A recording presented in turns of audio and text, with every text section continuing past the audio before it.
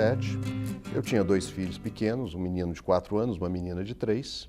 Trabalhava na Secretaria de Estado da Educação, da Cultura, e minha graduação é na área de História e Ciências Sociais, então estava lá trabalhando com cultura, tinha tudo a ver com a minha forma, e dava aula também em universidade. Então, uma vida apertada, mas porém totalmente organizada. Minha esposa ainda não trabalhava naquela época.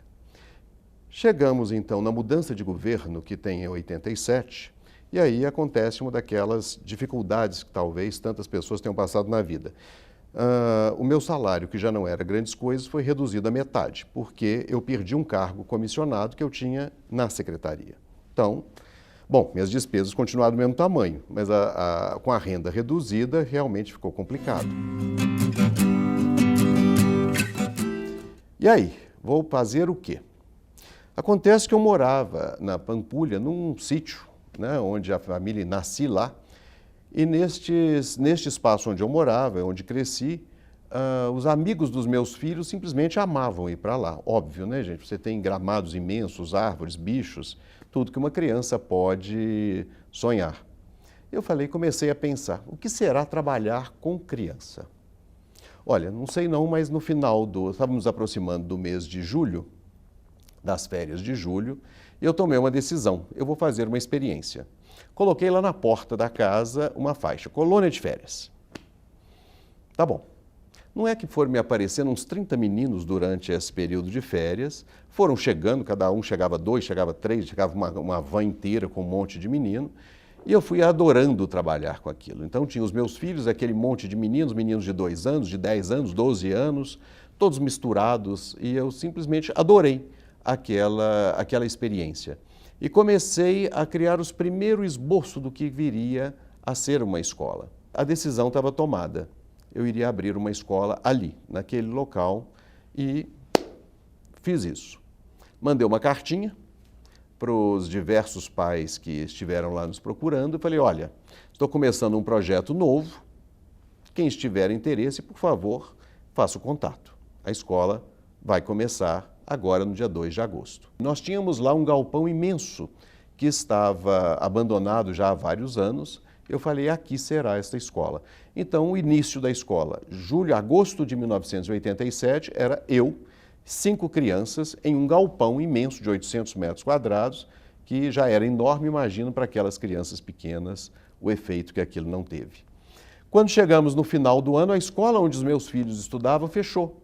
Então, logo apareceram vários outros meninos interessados em participar, que eu já conhecia, e aí eu já tinha aí uns 50 meninos começando a escola, naquele momento com a educação infantil, mas já com a ciência e a certeza de que chegaríamos até o ensino médio. Esse seria o meu projeto. E assim começamos.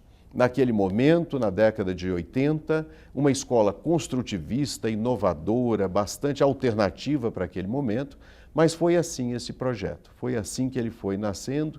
Depois vieram o ensino fundamental, depois o Fundamental 2 e depois até o médio. Mas o início foi esse. Passados 10 anos da escola, acontecem 2 mudanças fundamentais. 2, na verdade.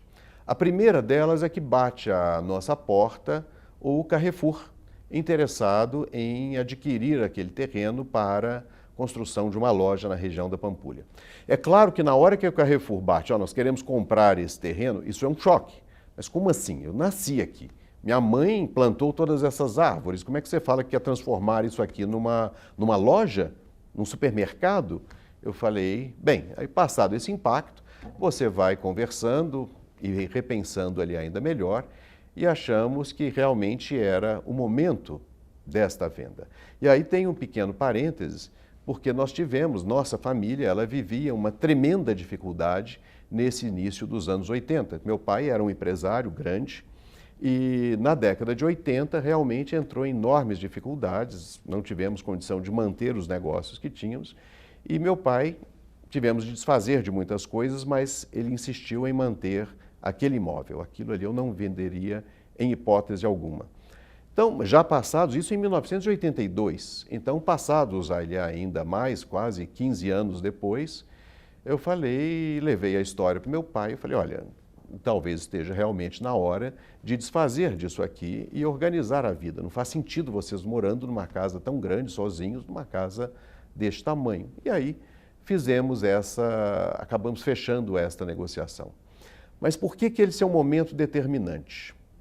Na permuta disso, na negociação, entrou que seria construído um novo prédio para a escola, para abrigar a escola, que já tinha aí uns 400 alunos e já com o Fundamental 2 funcionando.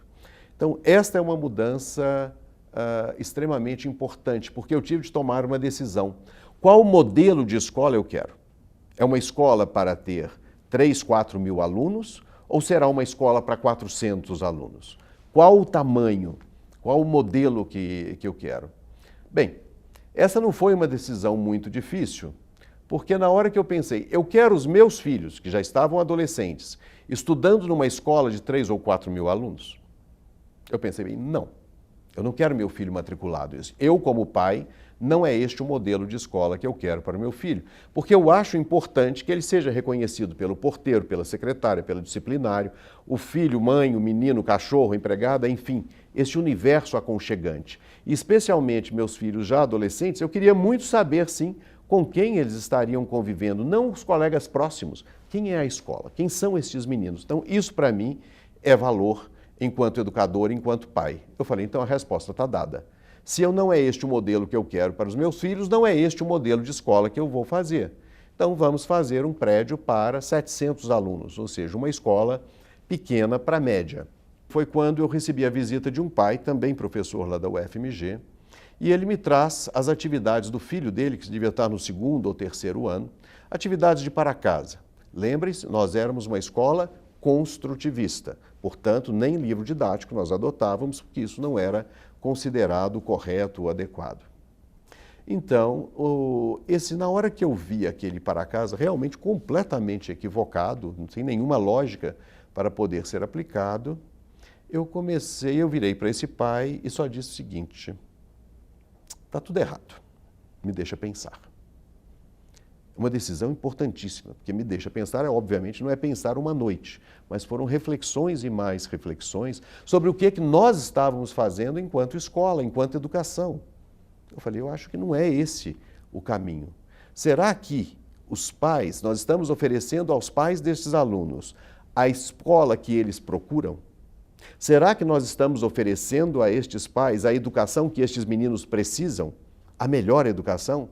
Eu estou formando realmente muito bem esses alunos? Comecei a questionar muito. E pensei, eu falei, com aquele tipo de atividade, certamente não estamos. Certamente que não.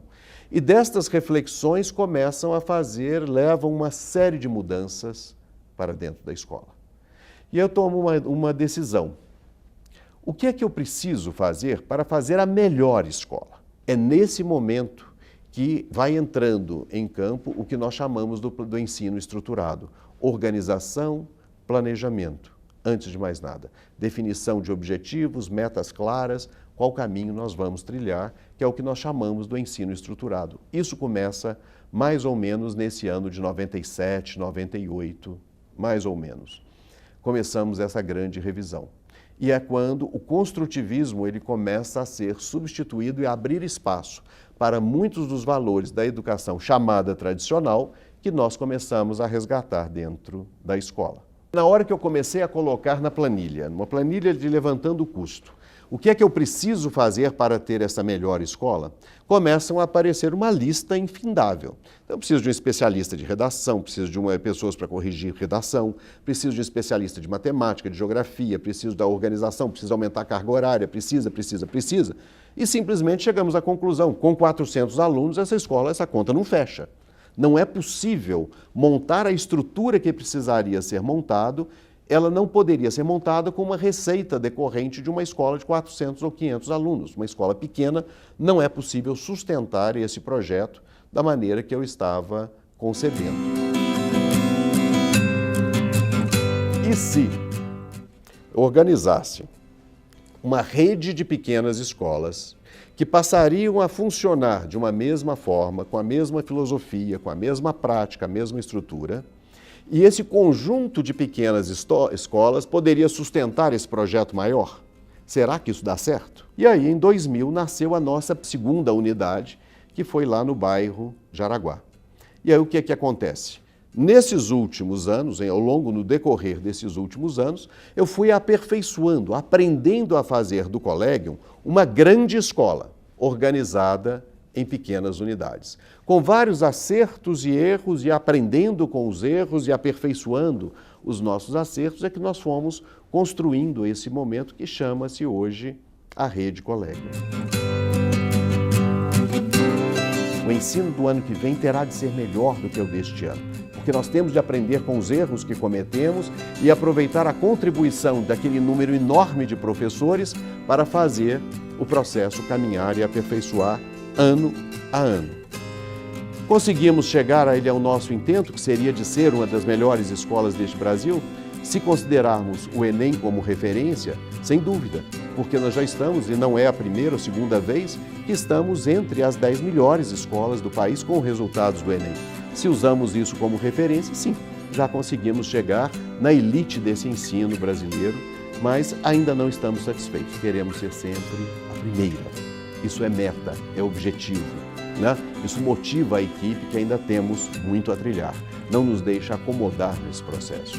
Então, esse é o resultado, a ideia de uma grande escola organizada em pequenas unidades, e esta grande escola é capaz de sustentar um projeto pedagógico avançado, seríssimo, extremamente planejado e pensado para oferecer o melhor ensino.